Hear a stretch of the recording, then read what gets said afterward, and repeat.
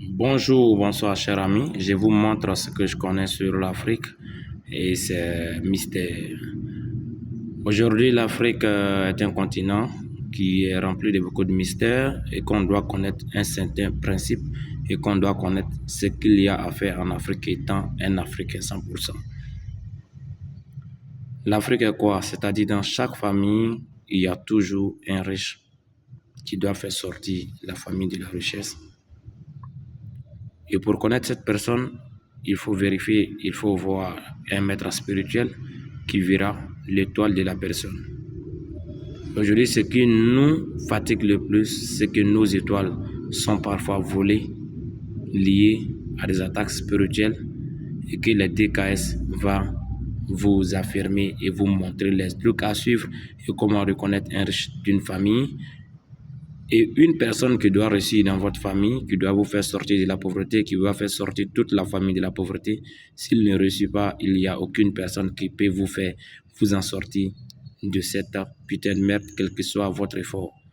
Donc, si vous voulez savoir, contactez-moi et tout est possible. Il n'y a aucun fonds à disposer, aucune chose à vérifier et juste connaître l'étoile d'une personne et les principes.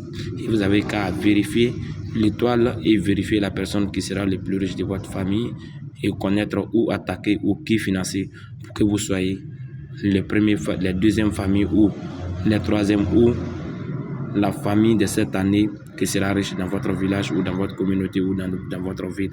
De cas, je vous souhaite une bonne journée et vous encourage d'être plus constant car en Afrique, on ne sous-estime pas les pouvoirs de la spiritualité.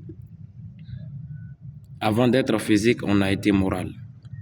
Aujourd'hui, beaucoup de personnes sont attachées parce que quoi?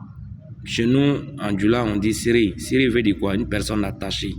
Une personne qui ne peut pas se débattre loin. On sous-estime le pouvoir de la spiritualité, quel que soit le christianisme ou l'islam. Beaucoup de personnes ne prennent pas cette partie en charge et qui fait qu'ils se retrouvent hors de leur volonté. Qu'est-ce qui est la première des choses à savoir? La première des choses à savoir, c'est comment je suis. La première des choses à savoir sur une personne, avant de chercher à faire soit un travail spirituel pour lui, soit à faire progresser cette personne, c'est le fait de savoir qui la personne est, quelle est l'étoile de la personne. Chacun a son étoile, chacun a son travail personnel à lui. Et si tu fais un autre travail différent de ce que Dieu a destiné pour toi, tu seras hors de ton choix. Et aujourd'hui, c'est que le problème